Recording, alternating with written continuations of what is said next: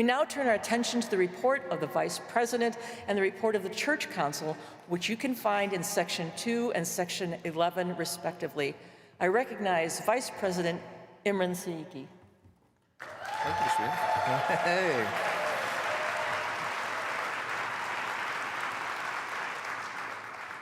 Good morning. My name is Imran Siddiqui, and I am the Vice President of the ELCA. I was elected 3 years ago at the Churchwide Assembly in Columbus, Ohio. And in Columbus, Ohio, the lights were so bright I could only see the first 3 tables. I can see all of you right now, and frankly, that's a bit terrifying, so let's see how this goes. So immediately after being elected, I had strangers that asked to take selfies with me, which was a new experience, frankly a little weird, but it's okay. At least they told me I didn't have to move to Chicago. I still live in Atlanta. Chicago's a fine city. It's kind of cold, though. So you might be wondering, what does the Vice President of the ELCA do? And before that, you might be asking, who is the President of the ELCA? And her name is Elizabeth Eaton. That's the President right over there.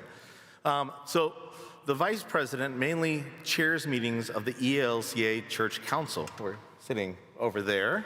That's right, yeah. The Church Council is made up of people all around this church, lay and clergy, and you will be electing half of the members of the Church Council in this assembly on the common ballot. We meet twice a year in person in Chicago, and the Executive Committee meets on Microsoft Teams every month. The Church Council is filled with some of the most dedicated people in this church. I thank God for each of them and the work they have done. I felt the Holy Spirit moving as we discussed, debated, and did our work. Yes, even in the amendments to the amendments. I want to acknowledge Church Council and all the work they've done. They're all volunteers for this job. So can you please stand so we can acknowledge you?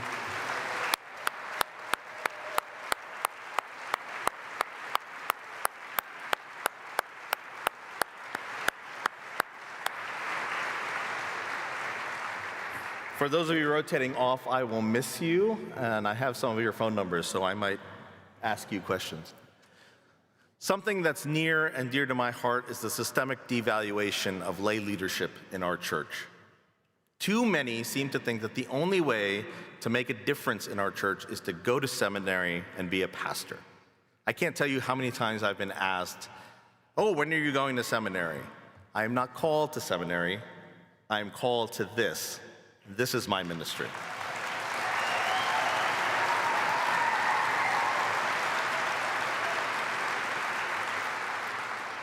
Too many of us, lay and clergy, think the pastor should be elevated above the laity, as opposed to walking alongside the laity. We confess the priesthood of all believers and then act like we don't believe it. This doesn't just hurt the faith life and faith leadership of our laity, but it also hurts the more collaborative-minded pastors who are told, "You need to tell us what to do." Now, I've been clear about this. I don't have all the answers to this.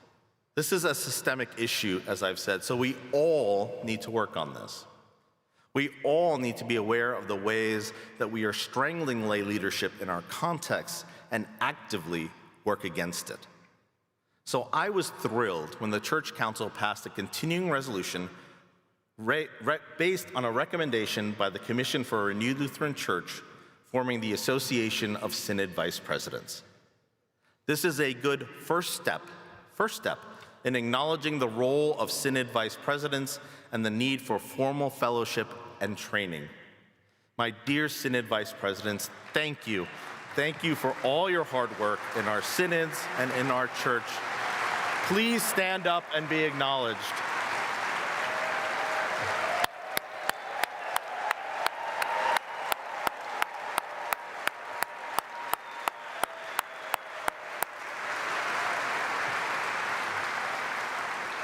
So I don't know if you can see it on the screen, but we have an incredibly sharp screen, so maybe I'm wearing the 2 Synod Vice President pins that I received when I was Vice President of the Southeastern Synod, so I can stand in support of you and so that you're close to my heart.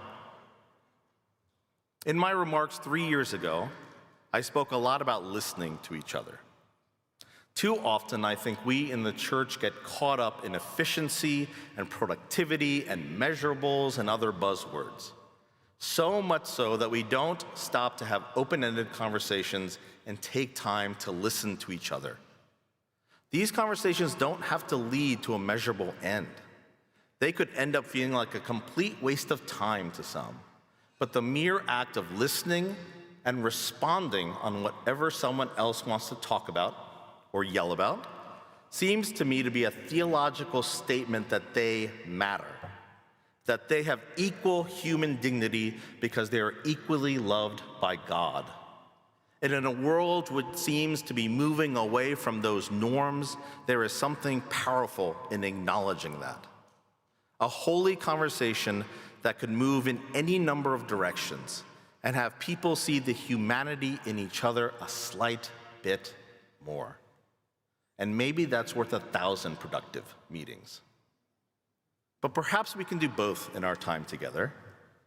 I once told the ELCA Church Council that I choose naive optimism over the cynicism that pervades too often in our church.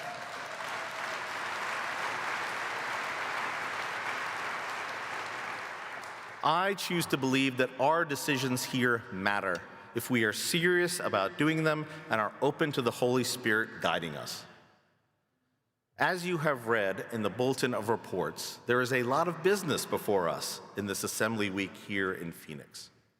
So this morning, I want to draw your attention to Section 5, which is titled Recommendations of the Church Council. Now, there are several specific recommendations transmitted by the Church Council to the 2025 Churchwide Assembly and are related to the election of the presiding bishop, which you might be aware that we've already started, the election of the secretary, constitutional amendments, archiving of certain social policy resolutions, the 2026 to 2028 budget proposal, recommended proposed social statement on faith and civic life and its implementing resolutions, recommended proposed edits to the social statement on human sexuality, reception of the common statement on the filioque. Allow me to provide a quick overview of each one. The first two of these recommendations call for officer elections by ecclesiastical ballot. The terms will commence on the first day of the third month after the election and are 6-year terms. The recommendations further outline the duties and responsibilities for each position. The next recommendation calls for the Churchwide Assembly to fulfill its responsibility to adopt amendments to the constitutions, bylaws, and continuing resolutions of the Evangelical Lutheran Church in America. To make your thoughtful review easier, we have provided the rationale for each amendment. As you will note in the rationale, some of the recommendations were suggested by the Commission for a Renewed Lutheran Church. The next two recommendations from Church Council are archiving certain social policy resolutions and the budget recommendations for 2026, 2027, and 2028. The detailed information for both recommendations is in Section 5 of the Bulletin of Reports. The following recommendation calls for the Assembly to adopt the social statement, Faith and Civic Life, Seeking the Well-Being of All. Earlier in this plenary session, you received an introduction to this statement. The next recommendation calls for the Assembly to adopt proposed edits to human sexuality, gift, and trust. The proposed edits do not alter the substantive meaning of the social statement, which includes several phrase changes that are in keeping with the overall social changes since the document was adopted 16 years ago. The work on the second reconsideration of bound conscience will start this fall and is anticipated to be considered at the 2028 Churchwide Assembly. An introduction to the proposed edits will be received during this afternoon's plenary. Lastly, there is a recommendation to receive the 2024 Lutheran Orthodox Common Statement on the Filioque that Bishop Eaton spoke to earlier in her opening remarks.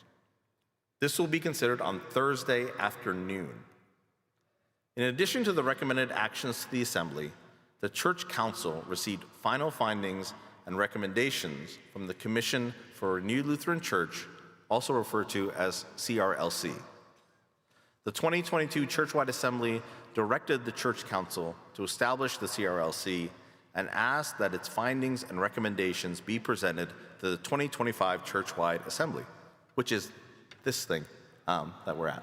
You will find the Commission's report and recommendations and the Church Council's response to those recommendations in Section 6, titled Other Assembly-Related Documents, located in the Bulletin of Reports.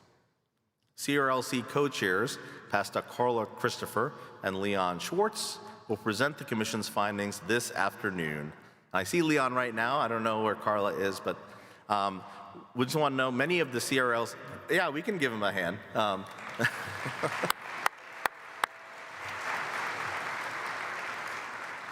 So many of the CRLC's recommended actions called on the Church Council to establish task forces, direct development of various resources, adopt continuing resolutions, establish policy measures, and recommend certain constitutional amendments to the Churchwide Assembly. Rooted in our faith in Jesus Christ and guided by the Holy Spirit, the Council prayerfully responded to the recommendations, taking the actions detailed in the document. The work on CRLC recommendations 1 through 6 is currently underway. The continuing resolutions have already been approved by Church Council, and the other constitutional amendments will be acted upon this Thursday. The Church Council gives thanks to God for the members of the CRLC who gave tirelessly of their time and energy to fulfill the Commission's mandate. And we give special thanks to the co-chairs, once again, Pastor Christopher and Mr. Schwartz, for their faithful leadership.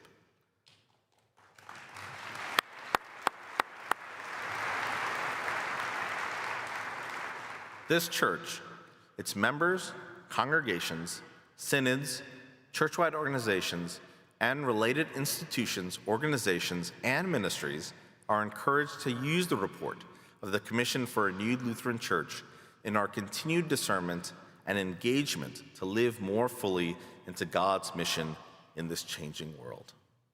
A word of thanks to my fellow officers, Presiding Bishop Elizabeth Eaton, Secretary Sue Rothmeyer, and Treasurer Lori Fedek. I do not think the church realizes the amount of work you do on a daily basis.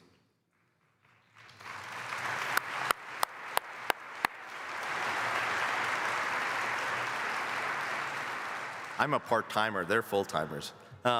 Your gifts and talents have enriched our church beyond measure. It has been a pleasure to work alongside all of you. Now, I especially want to thank Secretary Rothmeyer and Bishop Eaton. The Secretary and I have known each other for over 20 years, and I've been a Lutheran for 14 years. Ask me later if you want that story. Bishop Eaton, thank you. Thank you for your strength and patience, your determination and faithfulness, being our presiding bishop these past 12 years. As our first female presiding bishop, you've had to deal with an incredible amount of misogyny, and you've handled it with incredible grace.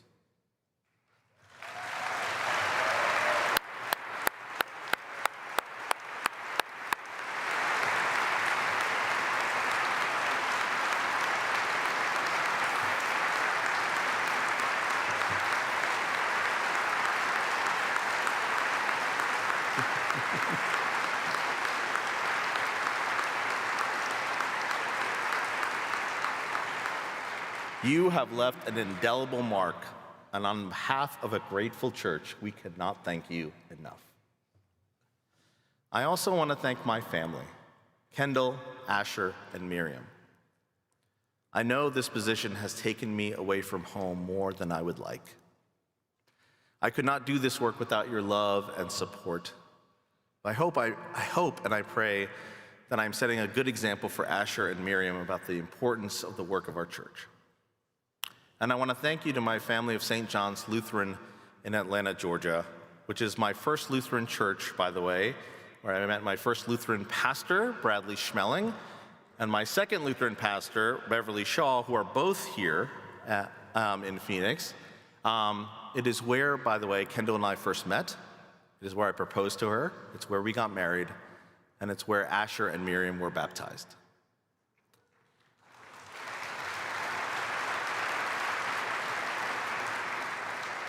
And finally, I give thanks to God for you, members of the Evangelical Lutheran Church in America, for your faithful witness of the gospel across this country and your deep love for this church.